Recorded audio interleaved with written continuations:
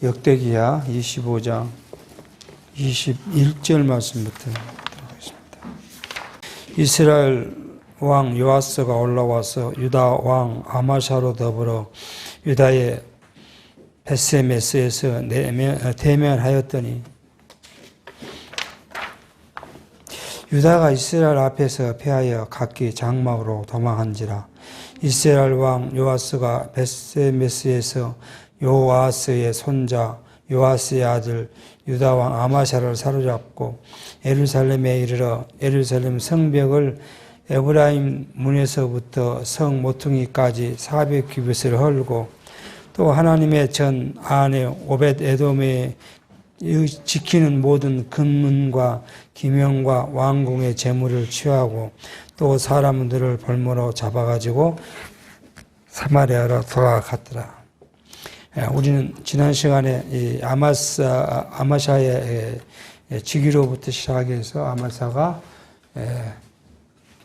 하나님 앞에 이제 이 불순종한 것들을 이제 살폈습니다. 그러니까 아마사가 이제 에돔을 쳐서 극복시킨 다음에 그가 에돔의 우상을 가지고 왔다. 그리고 에돔의 우상을 가지고 온 아마사가 거기에 절하라고 하는 일들을 이제 선지자가 책망했더니 그 선지자를 오히려 아마사가 책망하고 누가 너를 내 모사로 군사로 임명했건데 나는 책망하느냐 하는 것이었죠. 그러니까 그러면서 이제 내가 막고자 하느냐라고 이제 아마샤가 책망하니까 이 선지자가 입을 다물면서 하는 말이 하나님께서 당신을 멸하시기로 하신지를 내가 안다. 이렇게 하면서 이제 지난 시간에 말씀이 끝난 것이죠. 그런데 이게 하나님의 경고를 무시하고도 아마사가 북이스라엘과 더불어 이제 싸우러 나갔다. 그랬더니 북이스라엘 왕 이제 요아스가 이 아마샤에게 또 정말 아무것도 아닌 너가 에돔을 쳐서 이겼다고 해가지고 자만해서 나와 싸우려 하느냐? 그러지 말라고 이야기했지만 그 경고를 듣지 않고 지금 올라갔다고 했습니다. 올라갔는데 하나님께서는 이 일을 지금 어떻게 섭리하신가 하신 이야기를 지금 오늘 살펴가려고 합니다. 그러니까 유다가 이제 올라가서 싸웠는데 아마샤가 패했다. 그랬더니 유다가 올라간 모든 사람들이 패하니까 자기 집으로 다 도망했다. 이렇게 지금 이야기합니다. 그러니까 북이스라엘 왕 요아스가 이제 남쪽으로 내려와서 아마사를 잡고 예루살렘을 정복했고 그러고 나서 이제 예루살렘의 성벽문, 에브라임 문이라고 하는데 성벽이 북쪽, 서쪽, 동쪽, 남쪽으로 나눠져 있는 성문 중에 북쪽에 있는 문을 가리켜요. 그 이제 에브라임 문 또는 베냐민 문이라고 하는데 바로 그 문 위에가 베냐민 지파가 있는 것이죠. 그 문에서 400규빗을 헐었다. 성을 헐어버렸다는 거 아니에요. 성벽을 헐었다. 그렇게 지금 이야기하고 그리고는 이제 아마샤를 놔주고 오히려 이제 예루살렘에 있는 유다 백성들을 잡아가지고 자기 북이스라엘로 돌아갔다고 지금 이야기합니다. 그런데 여기에 이제 사실 북이스라엘 요아스도 또 자만한 부분이 있어요. 왜요? 예루살렘에 있는 성전의 기묘. 오벳 에돔은 누구냐 그러면 제사장 가문이에요. 우리가 그 전에 뭐예요? 사울이 법궤를 잊어버리고 빼앗겨서 찾아올 때, 다윗이 찾아올 때, 그걸 이제 하나님께서는 그 법궤를 옮기는 명령이 이제 규례가 있는데 그 규례를 지키지 않고 수레에 싣고 오다가 우사가 붙잡았던 사건이 있죠.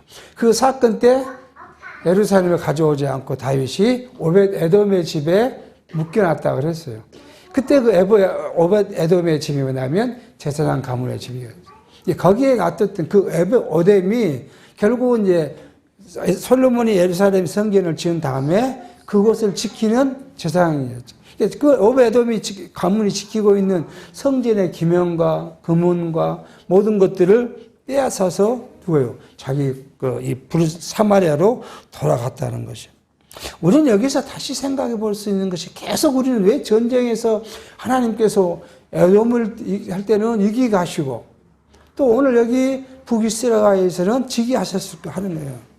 그러니까 하나님께서는 이 북이스라엘 전쟁 역사를 보면 하나님께서 이기기도 하시고 지기도 하시고 또 전쟁을 붙이기도 하시고 전쟁을 하지 않게 하기도 하시고 지금 이 북이스라엘이 남유다를 쳐왔어요. 그러니까 남유다 예루살렘을 완전히 점령했으니까 누구를 죽여야 돼요. 지금 아마 왕을 죽여야죠. 아마사 왕을 죽여야.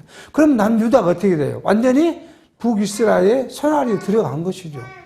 근데 하나님께서는 아마사를 죽이지 않으셔요. 이유가 있을 거 아니에요. 이게 우리는 이러한 역사를 귀성신학, 구속사 신학에서는 해석을 하지 않아요. 그리고 이건 누구요? 아마사가 뭘로만요? 범죄해서 징계를 받았다고만 해석을 해요. 그러니까 인간의 행위에 따라서 하나님은 보응하시는 하나님이라고 설명을 해요. 그러니까 우리가 열심히 일을 해야 돼요. 열심히 하나님의 일도 일해야 되고 충성도 해야 되고 또 세상 나가서 선한 일도 열심히 해야 되고 그래야 하나님이 복 주실 거라고 하는 거예요. 근데 우리 성경이 워낙 성취사적 입장에서 아니라 성경은 이것을 이야기하고 있는 걸 우리 성경 신앙은 치어낸 것이죠. 그거 뭐예요? 하나님께서 남유다의 왕국, 다윗과의 약속, 그 약속을 성취하시기 위해서는 뭐 해야 돼요? 그 왕가가 망하지를 않아야 돼요. 그러니까 아무리 북이스라엘 요아스가 내려와서 아마사를 잡았다 해도 그를 죽이지 않고 그 가문을 그대로 두고 가게 하신 거예요. 그게 하나님의 역사신 거예요. 하나님의 계획이고 작정이고 하나님의 뜻이고 하나님의 섭리시라는 것이죠. 이것이 오늘 현대에 사는 우리의 동이라는 거예요. 하나님이 우리에게 주신 하나님의 약속. 그 신령적 의미는 뭐예요? 영원한 하나님 나라의 백성으로 삼은 우리를 하나님은 어떤 상황에 육체의 어떤 상황이라도 그것 때문에 우리를 망하게 하지 않는다는 거예요. 다시 다르게 보면 우리가 하나님 앞에 불순종하고 죄를 짓고 범한 이런 모든 것이 있다고 하더라도 하나님은 우리가 약속하신 그 약속대로 영원한 하나님의 나라의 백성으로 우리를 세워가시고 그 나라의 백성뿐만 아니라 우리에게 주신 하나님의 특권이 있는데 뭐예요? 하나님의 양자형을 받은 아들, 자녀로서 그리고 그리스도의 몸된 교회의 지체로. 근데 이것부터 더 영광스러운 것이 있어요. 뭐예요? 그리스도와 연합돼서 하나님을 섬기는 제사장으로 우리를 세워서요. 이 세워둔 이 신분이죠. 이 신분을 하나님은 절대 망하지 않게 하십니다. 그래서 영원한 그 나라에까지 우리를 인도해 가실 것이라는 것이 봐요. 믿어지는 거예요. 우리 행위에 있지 않다는 것을 지금 하나님 우리 성경을 통해서 우리에게 알려주시고 계신다는 거예요. 뿐만 아니라 오늘 본문에서도 뭐예요? 전쟁의 승패가 하나님께 있다.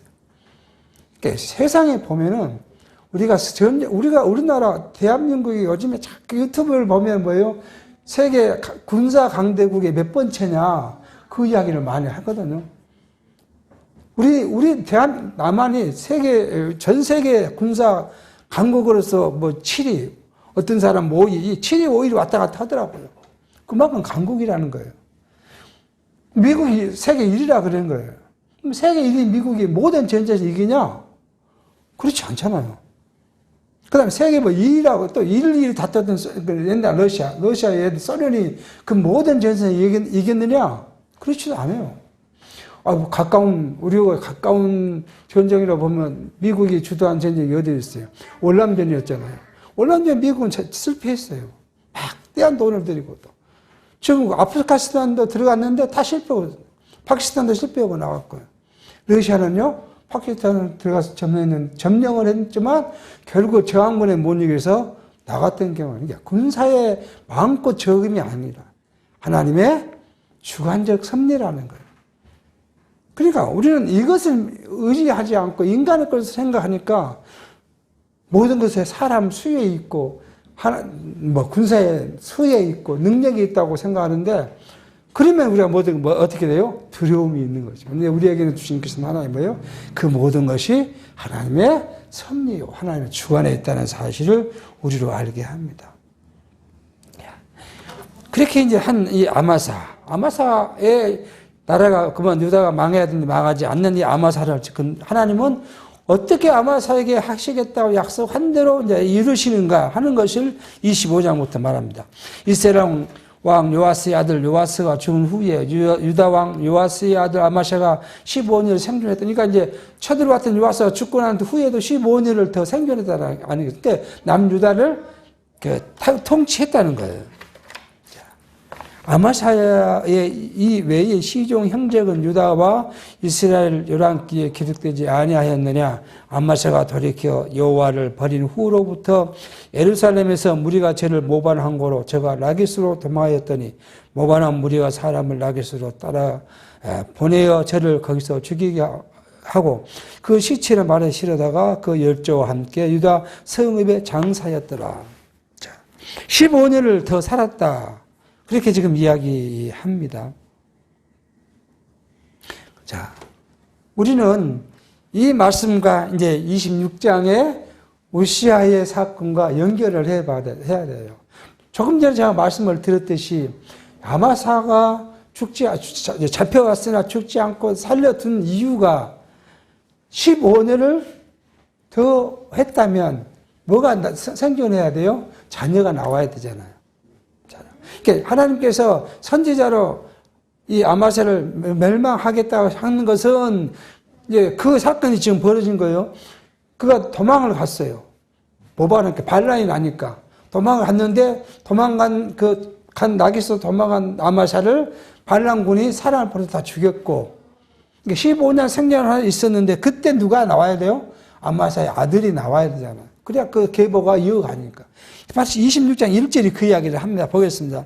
유다왕 백성이 우시아로 그 부친 아마샤를 대신하여 왕을 삼으니 때에 나이 16이더라. 만약에 15년 전에 죽여버렸으면 뭐가 없어요? 이제 우시아가 없잖아요. 그럼 누구 뭐 할게요?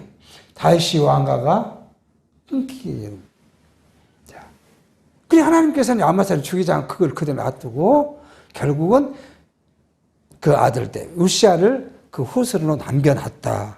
이게 지금 핵심입니다. 1절의 핵심이에요. 그러니까 그거 뭐예요? 하나님이 다윗과의 약속대로 그 나라를 보존시켰다. 왕가를 보존시켰다. 하나님의 경륜은 이렇게 놀라워요. 하나님. 인간 세상으로 보면 분명히 요아스가 아마사를 죽이고 그 왕가를 완전히 섬멸해버리고요. 그리고 누구를 해야 돼요? 남유다를 통일을 시켜서 북이스라엘 나라로 만들었음에 불구하고 만들 수 있는 환경이 됐음에도 불구하고 하나님은 요아스의 마음을 이 성경 그 이야기를 하지 않았어요. 요아스의 마음을 돌렸다 그런 말은 없지만 우리가 해석하면 하나님이 요아스의 마음을 주장해서 아마사를 살려놓고 그냥 금은을 뺏어서 그냥 돌아갔다. 그래서 그 다윗 왕가를 보존해 주신다. 그러니 이 다윗의 왕가를 보존한 이 역사를 우리가 보면서 하나님은 누구라고요? 여호와시다는 거예요. 언약대로 성취하신 분. 그 하나님 우리가 여호와로 고백하니까 그 여호와로 고백한 그분은 또 우리를 어떻게 한다고요? 언약대로 성취해 가실 거라는 거예요. 그게 믿어져요. 그러니까 우리에게 뭐가 없어요? 두려움이 없어지는 거예요. 근데 우리가 약해요. 그러잖아요. 약해. 이게 항상 두려워. 인간은 내가 뭘로 해보려고 하니까 약해. 내가 내 스스로의 신앙으로 뭘 해보려니까요? 구원에 이르러 보니까 두려워. 내 행위가 무서워. 내 육체의 삶이 내가 뭘로 해보려니까 겁이 나고 두려워요. 근데 하나님 우리에게 다 자기의 겪는 때에 따라서 먹을 것도 주시고 입을 것도 주시고 어떨 때는 나를 공경에 넣기도 하고 공경에 빠뜨리는 나를 또 하나님께서는 형통한 길로 옮기시기도 하고 성공과 실패를 왔다 갔다 하고 우리 인생이 온탕한 냉탕을 왔다 갔다 하면서 누구를 배워요? 하나님의 섭리를 배워요. 이것이 목적이 우리가 세상을 살아가는 목적이에요. 근데 우리는 이것이 목적이 되면 우리 삶의 가치 그것이 뭘로 돼요? 신령하고 영원한 것이 우리 삶의 가치가 되는 거예요. 근데 이게 목적이 되지 못하면 어디 것이 목적이 되면요? 세상 것이 목적이 되면 세상 것은 무엇 때문에 뭘로 이루어가요? 내 육체로 이루어가요. 우리가 뭐 직장 생활하고 급여를 받고 장사를 하고 뭐 사업을 하고 모든 것들이 누구 힘으로 해요? 내 힘으로 해요. 이것이 보이는, 우리 육체의 세계니까 내부 눈으로 보이는 것이 내 힘으로 한 것처럼 보여요.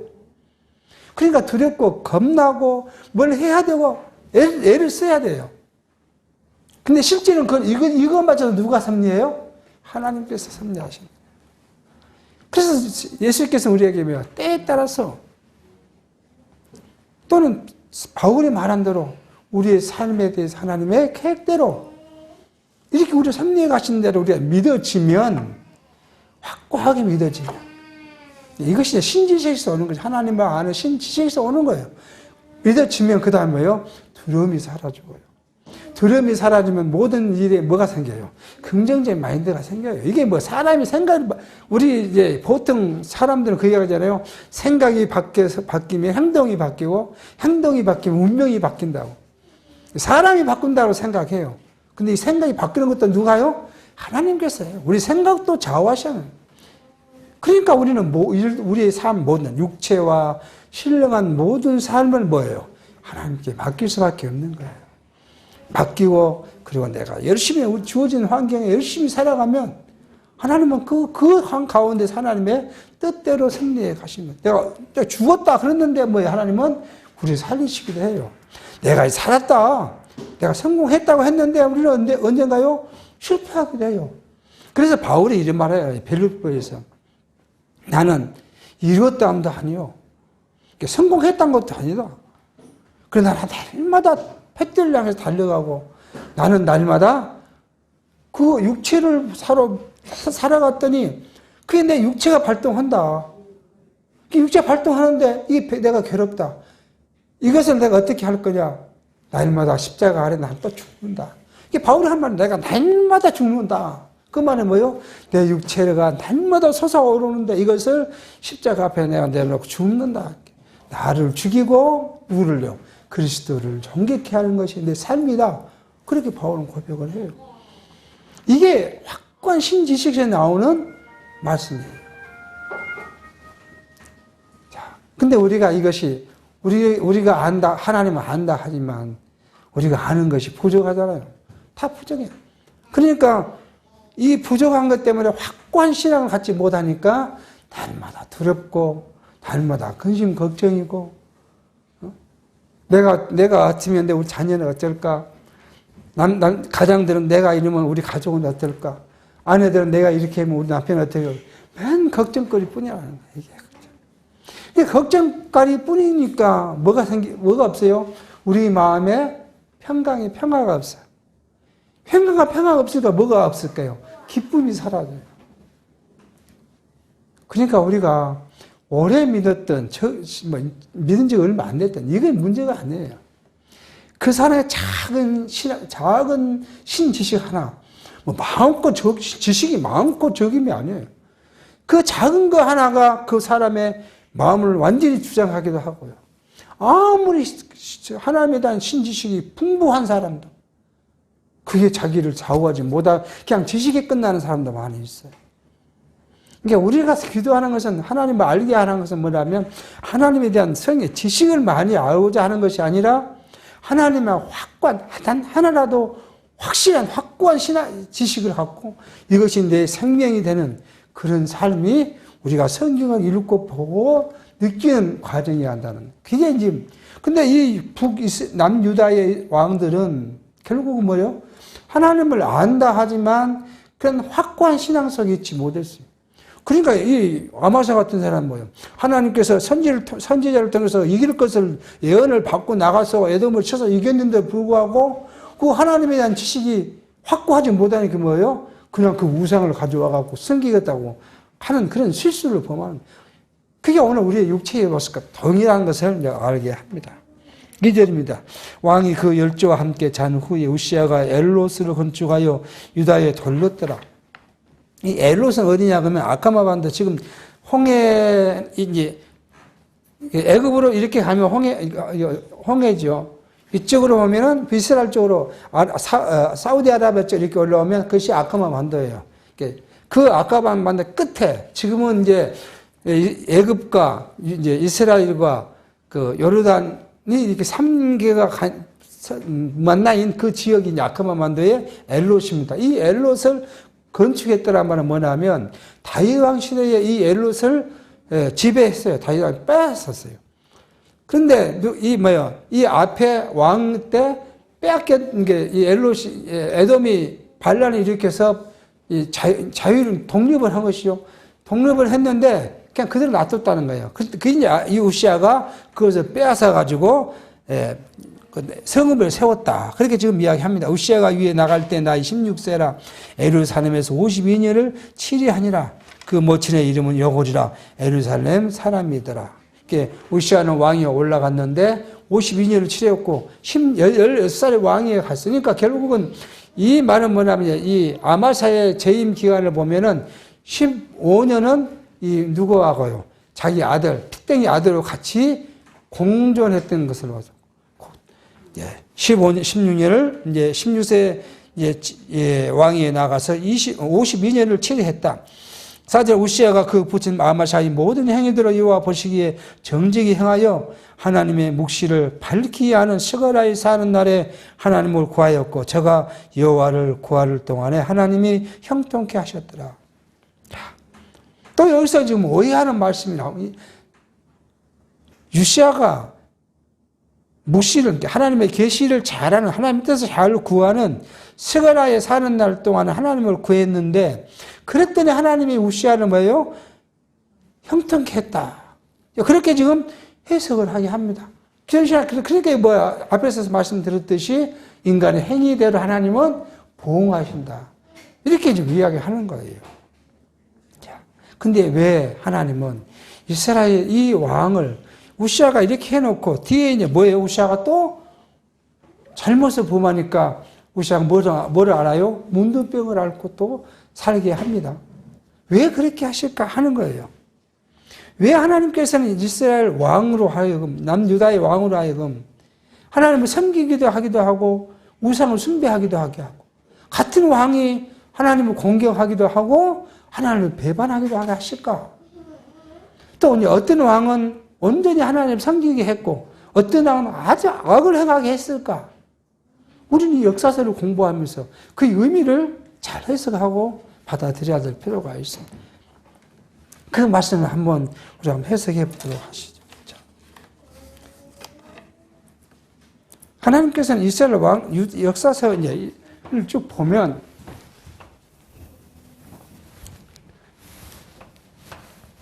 이 역사서를 볼 때 구약이죠. 구약은 이게 무엇의 모형이에요? 신약의 모형이에요. 여기 실체예요. 실체. 이게 모형인데 이 모형의 시대는 뭘로 나타나 보여요? 이게 육체로 또는 현세적인 것으로 이 모든 일들이 우리에게 계시하고 알려주십니다.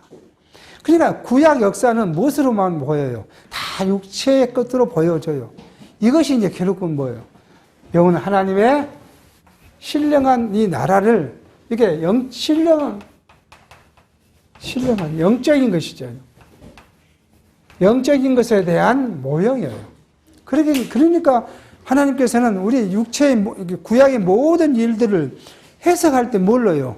그리스도를 통해서 우리가 해석되지 않으면 현대와 동일하게 육체를 무엇을 해야 한다고 강조할 수밖에 없어요. 그러니까 이 부분을 이제 우리가 한번 살펴보도록 하겠습니다. 이렇게 하신 하나님의 여기 뭐예요? 순종과 어떤 사람은 순종하고 또 어떨 때는 불순종하고 이 순종과 불순종을 계속 반복해서 주신 일들이 첫 번째 이유는 뭐냐 그러면 앞에 서우대에 처음 시작할 때 서우대의 말씀을 드렸어요. 다윗 왕가의 보존 이것이 뭐예요? 사람이 행위에 있지 않고 어디에 있어요? 언약에 있다는 거예요. 그것을 우리에게 보여주십니다. 그러니까 이 언약이 언제부터 생겼느냐? 그냥 단순하게 다윗에게 하신 약속이냐? 하나님은 그렇지 않습니다. 다윗에게 약속하시기 위해서 2000년의 역사를 거쳐와요. 첫 번째 약속이 누구에게 했어요? 이게 아브라함에게 했어요. 아브라함이죠. 그때 다시 아브라함이에요. 아브라함이 이제 아브라함으로 바뀌었으니까. 아브라함에게 하나님 약속했어요. 어떻게 약속했습니까? 창세기 17장 6절에 보면 내가 너를 심히 번성케 하리니 나라들이 내게서 쫓아 일어나며 여러 왕이 내게 쫓아와. 아브라함의 씨로 왕들이 나올 것이라고 이야기를 해요. 자, 그렇게 막연한 약속을 하나님은 언약을 해 놓습니다. 그리고는요, 조금 밑에 내려옵니다. 창세기 49장이 오면 누가요? 야곱이 유다에게 약속을 합니다. 유다야, 너로부터 왕이 나올 거다. 지배자가 나올 거다. 지도자가 나올 거다. 라고 약속해요. 근데, 자, 이것을 하기 위해서는 하나님 뭐예요? 아브라함에게 무엇을 주시겠다고요? 자식을 주시겠다는데 안 줘요. 그 역사를 최 10년을 가게 합니다. 결국은 이룰 수 없는 상황에서 자기 아내에게 이삭을 줬어요. 또 이삭이 자식을 낳았어요. 근데 누굴 낳았어요? 쌍태를 낳았잖아요. 야곱과 에서를 낳았어요. 근데 이삭의 아내가 애를 안고 있을 때 하나님은 뭐라고 해요? 작은 자를 하나님이 더 사랑하고 큰 자를 버리겠다고 해요. 계시를 하신 거예요. 그게 하나님의 겪는 계시예요. 그래서 야곱이 얼마나 유치하게 자기 큰 아들의 위치를 삽니까? 팥죽을 팔아가지고 장자의 분을 사지않아요. 우리가 성경이 얼마나 유치한 이야기예요. 근데 그 유치한 이야기가 아니라 하나님은 그 전에 작은 자를 큰 자로 대신하겠다고 하신 계시대로 그 유치한 행위가 결국 뭐예요? 야곱이 장자의 명분을 받습니다. 그 계보가. 그러니까 야곱은 그러면 또 누구로 가야 돼요? 큰 아들한테 가야 되는데 누구에게요? 큰 아들이 아닌 넷째 아들이 유다에게 그걸 주겠다고 약속을 합니다. 자, 그리고 계보가 쭉 오잖아요, 이제. 엄청난 긴 계보 끝에 성경 그렇게 하잖아. 다윗의 아버지가 누구 이렇게 나오고. 자, 그렇게 해서 결국 유다가 후손에 이새가 나오고 이새가 다윗을 낳았고 다윗도 장남이 아니라 말제잖아, 말제. 그렇게 해서 그 계보를 이어나간 것들을 우리에게 합니다. 그러니까 다윗 왕가가 태생하는 것은 하나님의 언약에 기초된 거예요. 그냥 뭐 사람이 다윗이 유명하고 신앙이 좋아서 한 것이 아니라 하나님 언약대로 그를 세웠다. 그렇게 이야기를 합니다. 그런데 우리는 여기에 뭐가 있어요? 다윗의 왕가가 세워지는 것이 그리스도의 왕국을 이야기해요. 하나님께서 세우신 왕국을 대한 모형이라는 거예요.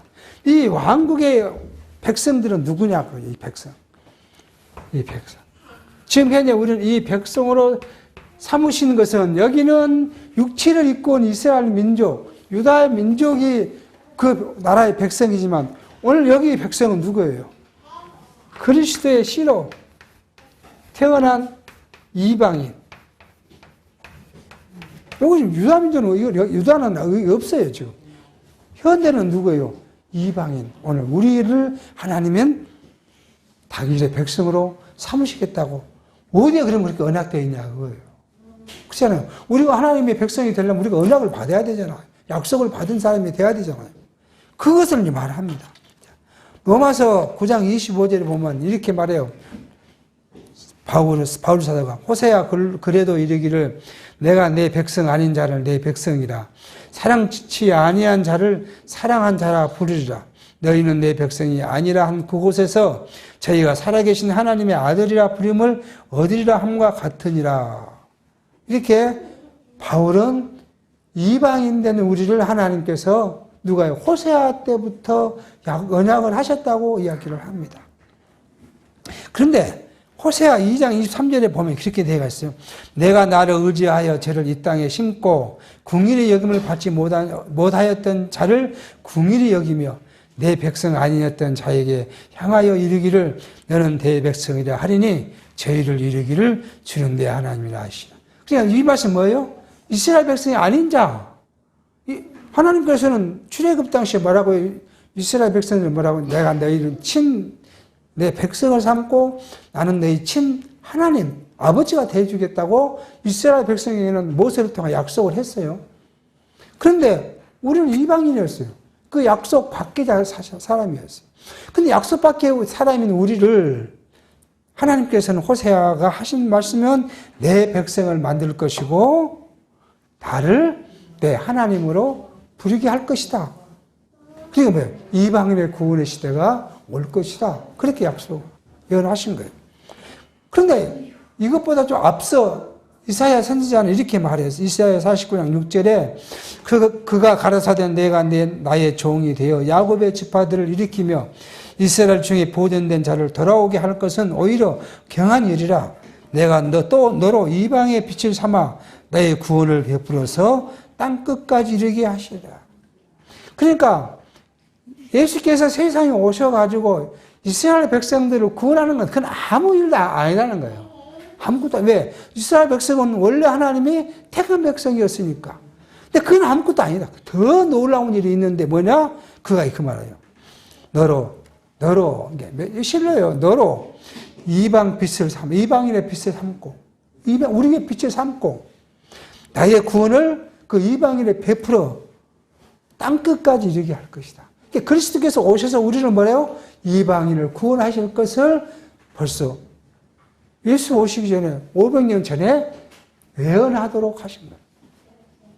그러니까 구약의 호세아 선지자나 이사야 선지를 통해서 이방인의 구원이 올 것이라는 것을 우리에게 언약해 주셨습니다. 그래서 로마서 11장 24절에 이렇게 말합니다.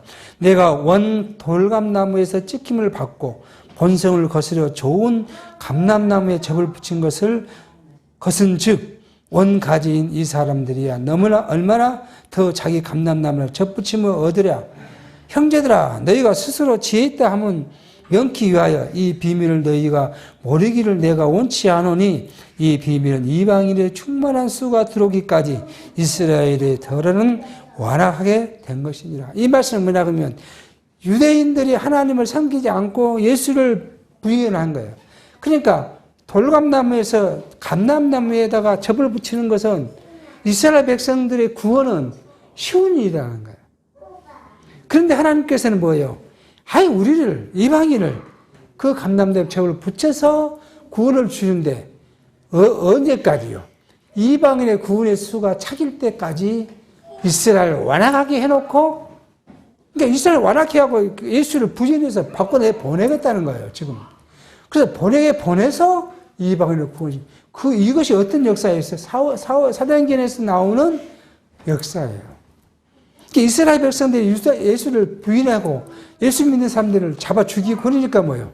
그들이 흩어져서 이방에 나가서 하나님 복음을 전파하게 되고 이방인의 구원이 시대가 이루어집니다. 이 시대가 지나면 그 다음에 뭐예요? 이스라엘의 구원의 시대가 오고. 그래서 이제 지금은 어떤 시대라고요? 이방인의 구원의 시대이고. 이방인의 구원의 시대가 끝나면 그 다음에 이스라엘의 구원의 시대가 오고 구원의 시대가 오면 종말이 올 것이라고 예언합니다. 그러니까 여러분과 저는 이미 뭐예요? 창세전에 그리스도 안에서 언약하신 그것이 이스라엘은 우리보다 훨씬 전부터 하나님의 택한 백성 삼았지만 우리는 이스라엘 구원의 시대를 보면, 구약의 구원의 시대를 보면서 신령한 우리에게 구원함이 이루어진다는 사실을 알게 하고 이대로 지금 하나님께서는 성취해 가신다는 이것이 지금 이 육체의 것들이 이 왕가가 그리스도의 왕가고 이루어진다는 사실을 알게 하는 그것을 위해서 이 순종과 불순종을 통해서 징계와 형통을 암하여 줬다. 두 번째로 우리가 이해해 볼 수 있는 것은 조금 이제 육체를 좀 벗어난 부분으로 이해를 볼 수가 있는데 두 번째는 뭐냐 그러면 우리는 범죄한 죄는 하나도 남김없이 갚으십니다. 죄.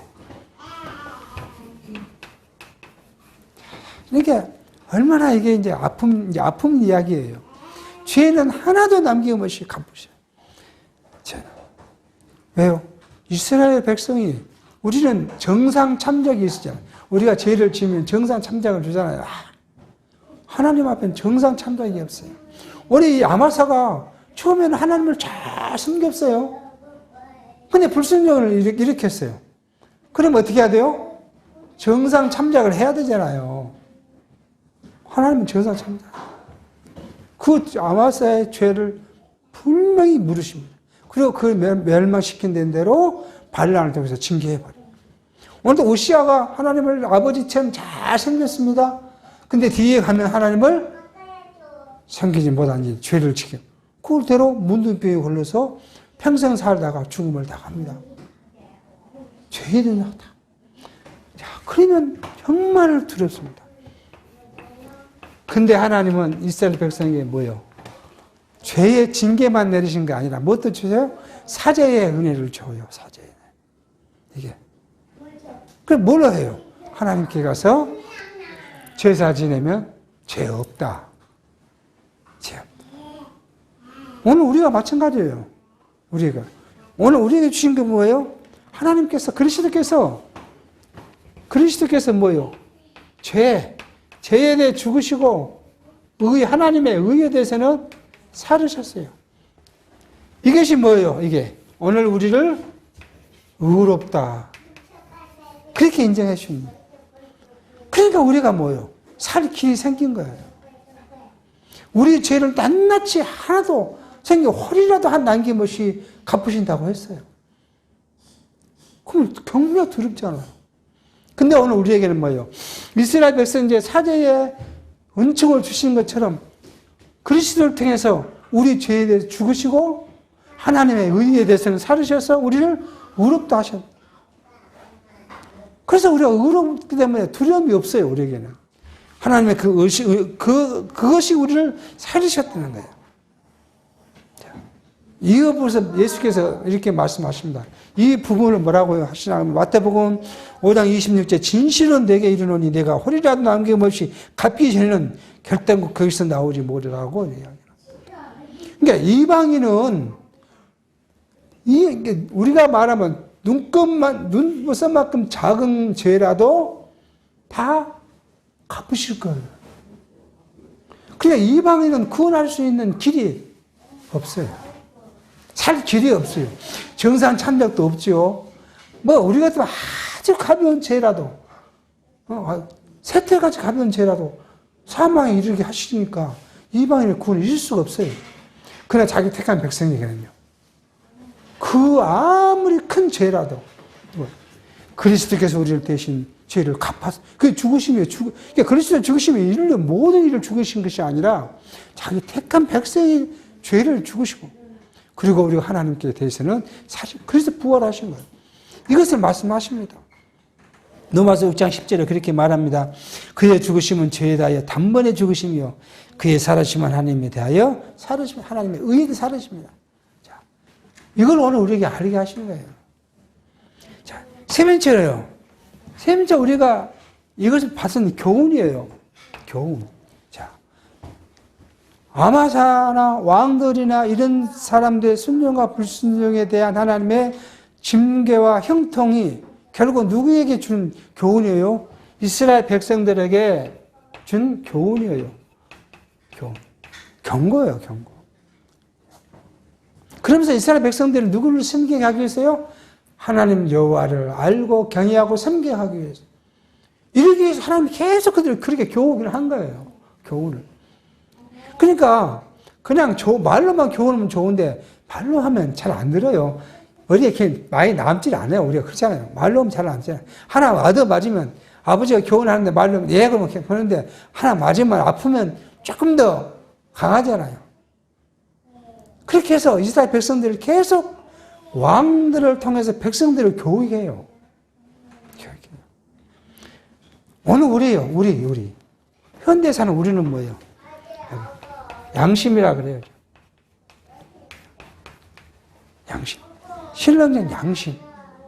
양심의 가책을 받아요, 우리는. 죄를 범하고 기도에 하나님께, 죄를 기도하는 것이 바로 양심의 가책 때문에 그런 거예요. 죄가 있어서 기도한 거예요. 여러분, 우리는 착각하고 살아갑니다. 저도 자꾸 혼돈할 때 많아요. 우리에게는 하나님이요. 이렇게 해서 우리를 죄 없다고 인정했기 때문에 하나님 앞에는 죄가 없어요. 근데 내가 죄를 지었잖아요. 내가 죄를 지고 누가 죽었어요? 예수께서 죽으셨어요. 죄값을 예수 치렀어요. 내 양심이 가책을 받아요, 항상. 나 또 잘못했다. 그러니까 이 양심의 법이 나를 가책을 주니까 그것이 무엇으로 나타나져요? 나를 자꾸 경계하고 경계해요. 그래서 내가 어떨 때는 그것이 생각나면 그것을 발동하려다가도 이 양심의 가책이 생각나면 그것이 눌러져요. 실수를 줄여가고 또 줄여져 가요. 얼마나 80년간 육체에 많이 실수를 합니까? 근데 그 실수를 말아 이것이 없으면 이방인은 하루에 100가지 실수를 한다 그러면 우리는요 99가지 실수를 하는 거예요. 실수 안 한다는 거 아니잖아요. 그래서 하나씩 줄여져 가는 거예요.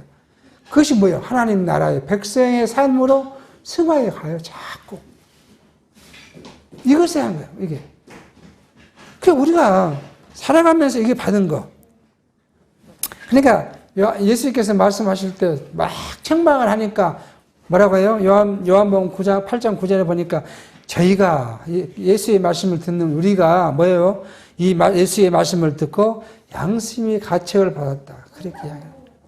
그러니까 우리에게는 이스라엘 백성, 지금 구약 이스라엘 백성들에게는 이 양심, 육체의 양심의 가책이지만 오늘 우리는요 신령적 의미예요.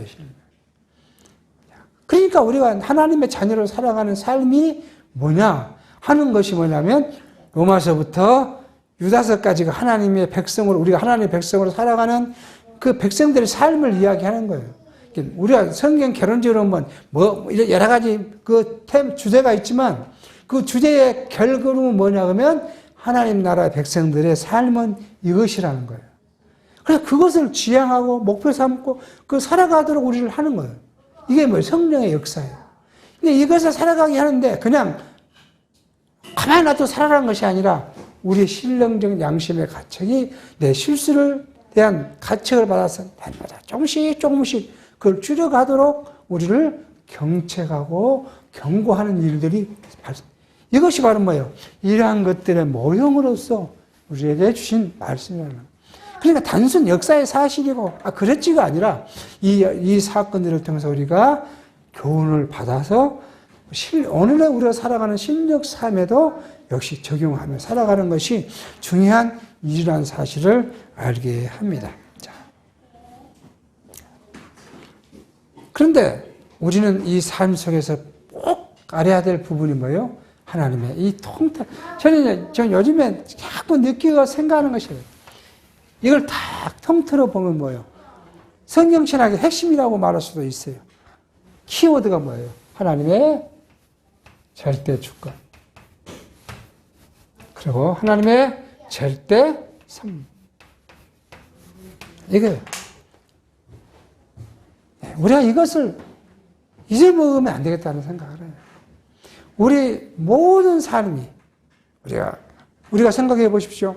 우리의 생명이 누가 만들었습니까? 우리 생명. 육체로는 우리 부모가 우리 생명을 만드셨지만 근본으로는 누가 만들었어요? 하나님은. 이 생명을 이 세상에 보내신 분이 누구예요? 세상에 보내신 분. 이분도 역시 뭐예요? 하나님이시. 이 생명 우리가 세상에 사는 동안에 보존시켜 주신 분이 누구예요? 그분도 하나님이시. 보존만 시켰느냐? 하나님의 때가 되면 우리의 죽음의 날이 있을 거 아니에요. 그 때가 되면 우리 영원한 나라로 불러가실 분이 누구예요? 그분도 하나님이시. 불러가실 분. 우리의 생명, 육체의 생명과도 관계된 절대 주권자이신 하나님, 주권. 그분이 우리를, 이 과정을 절대적으로 섭리하신다는 거예요. 이게 하나님의 뜻이고, 하나님의 경륜이에요. 제가 여기서 우리는 한번 고민하는 게 뭐냐면, 우리가, 내 생명을 어떻게 하나님이 보존시켜 주시는가? 일반 교회는 뭐예요? 건강하게 하는 것이 하나님의 은혜라고 해요. 건강. 내가 경제적으로 부유한 것이 하나님의 은혜라고 생각해요. 근데 하나님은 그렇게 하신다고 하지 않았잖아요. 하나님 우리를 아프기도 하셔요. 겨우 숨만 쉬게 할 수도 있어요. 가난하게 하기도 할 수 있어요. 그것이 우리한테 어떻게 하면 신령적 의미로 덕이 되면 유익하면 우리가 유익해졌을 때 육체는 유익하지 않을지라도 신령한 내 영에 대해서 유익할 때 하나님은 나를 아주 아프게도 하실 것이고 아주 가난하게 하실 것이고 이것이 하나님의 뜻이라면 우리는 어떻게 해요? 이게 순종하고 받아들이고 그대로 그냥 살아가는 것이 삶인 것 같아요. 그러니까 이것을 우리가 이렇게 배우지를 못했기 때문에 우리가 아프면 내가 하나님 앞에 충성했는데 그거 아니에요. 하나님 충성했는데 내가 주를 위해서라면 내 집보다 하나님을 대생각했는데 주의 일이라면 내 가족을 먹이는 것보다 하나님의 교회를 위해서 더 충성했는데 왜 나의 마지막에 이럴까? 그럼 뭐가 나와요? 원망이 나오죠. 오히려 나를 이렇게라도 살려주셔서 하나님을 기억하게 하시니 감사합니다가 아니라 나를 이렇게 하시니 원망이 나옵니다. 그러니까 우리가 우리 밑바탕의 가치 기조가 얼마나 탄탄해져야 그 아주 악조건에서라도 하나님을 찬송할 수 있을까? 그의 대표적인 인물이 누구냐면 사도 바울이지 않습니까? 사도 바울이 고백을 합니다. 나는 50에 하나 감하는 태형, 이 가죽끈 위에 쇠붙이를 담아서 때리는 태형으로 3번이나 맞고 후 없는 돌팔매들도 맞고 죽음의 하기를 3번이나 당하고 환난을 당하고 짐승의 위협을 당하고 그 많은 고난을 당해서 사도 바울처럼 복음을 위해서 열심히 한 사람이 누가 있었어요? 사도 바울처럼 굶고 헐면서 복음을 전파한 사람 누가 있었어요? 자기 먹는 것이 없으니까 천막을 지어서 팔아가면서 복음을 전도한 사람이었는데도 불구하고 그런 고난을 받았다. 그런데 사울의 마지막 고통이 뭐예요? 그건 아무것도 아니다. 내 육체를 그냥 팍 짜서 그러면 이만큼 기름이 나올 거다. 그게 관제예요. 관제.